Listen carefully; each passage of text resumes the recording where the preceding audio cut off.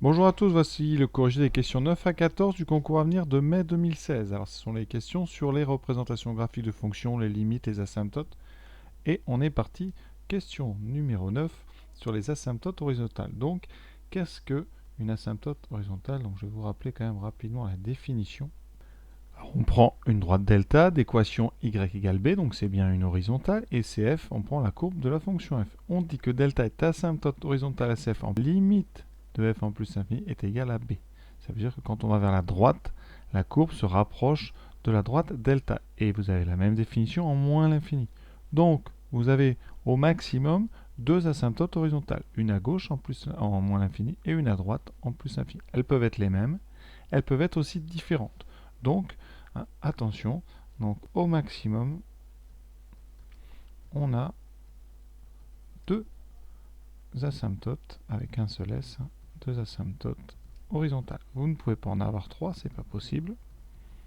Vous pouvez ne pas en avoir, mais vous pouvez aussi en avoir deux. Donc, quelle est la proposition qui est la bonne? Est-ce qu'on a toujours exactement une droite asymptote? Non. Beaucoup de fonctions, beaucoup de courbes n'ont pas de droite asymptote. Exemple, les paraboles. Donc ça, évidemment, c'est faux. Alors, le D, au minimum une droite asymptote. Eh bien, je viens de le dire. Par exemple, la fonction carré a une courbe qui ne possède pas d'asymptote. Les paraboles ne ressemblent jamais à des droites. Quand on va vers plus infini, voilà. Ensuite, le C, au maximum deux droites asymptotes horizontales. Oui, ça c'est ce que je viens d'expliquer. On en a au maximum deux. Alors, pourquoi le B est faux? Au maximum une droite, eh bien parce qu'on peut en avoir deux différentes. Alors, je vais vous donner des exemples. Donc, exemple de courbe qui n'a pas d'asymptote. Eh bien, vous prenez tout simplement une parabole. Quand vous allez vers plus l'infini ou moins l'infini, ça ne se rapproche d'aucune droite horizontale. Si vous voulez une asymptote horizontale, une seule, vous pouvez prendre tout simplement une fonction comme ça qui va s'écraser, voilà, sur une droite ici qui serait cette. Voilà, vous voyez là, vous avez ici une courbe qui se colle sur une droite. Quand on va à la droite, vous avez une asymptote horizontale. Là, vous n'en avez qu'une puisque je représentais qu'une partie de la courbe. Si vous en voulez deux, eh bien, par exemple, donc vous prenez un repère, voilà, et vous prenez une courbe, eh bien, par exemple, qui au départ, eh bien, est ici, après vous bougez, et ensuite à la fin vous la faites se rapprocher d'une autre horizontale, et comme ça vous avez une courbe qui a deux asymptotes horizontales mais différentes. Ça veut dire qu'avec mes graduations ici, qui vont de 1 en 1, ici j'ai la limite de f en plus infini qui vaut 1, 2, 3, on est à 4 carreaux, donc ça se rapproche de 4. Et ici à gauche, eh bien, j'ai fait de façon à ce que ça se rapproche de moins 2, donc la limite de f en moins l'infini, c'est moins 2. Donc vous avez deux asymptotes horizontales différentes. Vous ne pouvez pas en avoir plus, évidemment, puisque vous n'avez que deux côtés extrêmes. Voilà pour la question 9, ça permet un bon point de révision sur les asymptotes horizontales. Question 10. Alors, plusieurs questions qui portent sur un même tableau de variation. Donc on vous donne ici un tableau de variation. Vous voyez, avec une fonction définie partout sauf en 3. Donc vous avez ici la double barre des valeurs interdites. Elle est continue sur son domaine de définition. Elle est strictement, on nous donne. Voilà, première question, est-ce la limite en moins l'infini? Alors, limite de f en moins l'infini, donc c'est x qui tend vers moins l'infini. Donc on va lire dessous, vous voyez, il y a marqué plus infini. Question absolument évidente. Pour le reste, vous voyez, ceux qui ont répondu 3 se sont trompés. 3 c'est la valeur interdite. Moins l'infini, c'est la limite ici. Ici, ça c'est la limite en 3, mais en 3 plus. Et moins 3, mais dans le tableau, il n'y en a pas du tout. S'il y en a un, c'est la limite en plus l'infini, pour ceux qui se sont trompés. Donc voilà, réponse évidente, limite de f en moins l'infini, c'est plus l'infini. Donc voilà une question qu'il fallait absolument traiter parce que c'est donné. Question 11.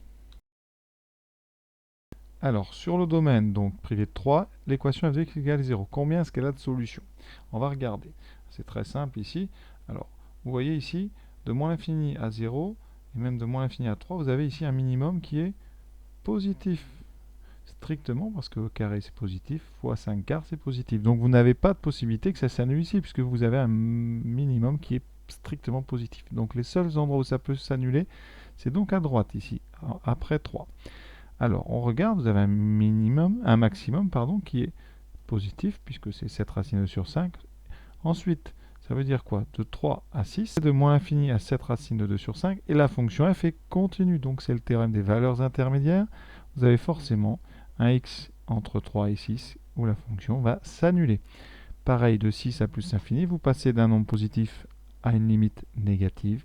Théorème des valeurs intermédiaires, vous aurez... Et vous avez donc exactement deux solutions à l'équation. On regarde, c'est donc la solution, la proposition C qu'il fallait cocher. Là encore, à simple.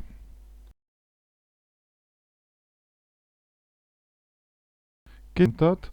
Alors si on regarde le tableau sans regarder les questions, est-ce qu'on a des asymptotes? Alors ici, la limite plus infini moins infini, pas d'asymptote, puisque les asymptotes horizontales, il faut une limite finie. Donc ici, ça ne nous intéresse pas. Là, vous avez une limite ici, vous voyez, limite de f en plus infini qui est égale à moins 3. Donc, asymptote horizontale. Ça en fait une déjà. Ici, vous n'avez pas évidemment. Là, en 3, eh bien, vous avez la limite moins l'infini plus l'infini. La limite de f en 3 plus, donc à gauche, c'est moins l'infini. Et la limite de f en 3 moins, celle-là, ça vous donne en fait une deuxième, parce que c'est la même. Là, vous avez une asymptote verticale. Ensuite, on continue. Ici, vous n'avez pas de problème. Voilà. Donc, vous avez deux asymptotes, une horizontale et une verticale. Quelle est la bonne réponse? Alors déjà, ce n'est pas. Vous avez exactement deux droites asymptotes, horizontale ou verticale. C'est la réponse ici. C.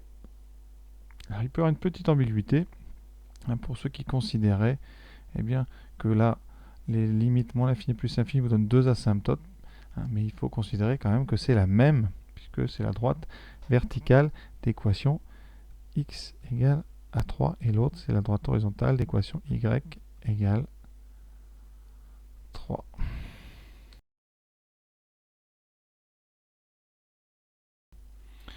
Alors dans moins l'infini 3 union 3 plus infini, l'équation f de x égale racine de au cube admet combien de solutions? Alors on va regarder.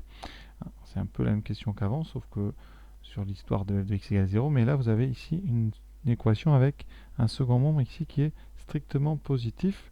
On va essayer de le situer, parce que ça c'est loin d'être évident. On n'a pas de calculatrice, je vous rappelle, dans ce concours. Alors cette question 13 est loin d'être évidente, parce qu'il va falloir estimer la valeur de racine de E3 par rapport à nos deux sommets ici. Ces deux sommets, 5e carré sur 4 et 7 racine de 2 sur 5. Alors, première chose à savoir, c'est que racine de E3, c'est donc E3 puissance 1 demi, la racine carrée c'est la puissance 1 demi, c'est donc E puissance 3 demi, c'est-à-dire E puissance 1,5. Donc première chose, eh bien E carré est plus grand que de 1,5. Donc si vous multipliez par 5 quarts, eh bien 5E carré sur 4 est bien plus grand que E de 1,5. Ça veut dire que votre racine de E3 est plus petit. Donc ici, votre racine de E3 sera en dessous du minimum, donc vous n'aurez pas de solution sur moins l'infini 3. Première chose. Deuxième partie, on va situer par rapport à cette racine de 2 sur 5. Alors, E de 1,5, c'est donc E multiplié par racine carrée de E. C'est-à-dire E puissance 1 fois E puissance 1 demi. Et comme E c'est 2,7, et bien ici vous serez bien plus haut que 2,7, puisque la racine de 2,7 c'est plus grand que 1, donc E fois racine de E c'est plus grand que E.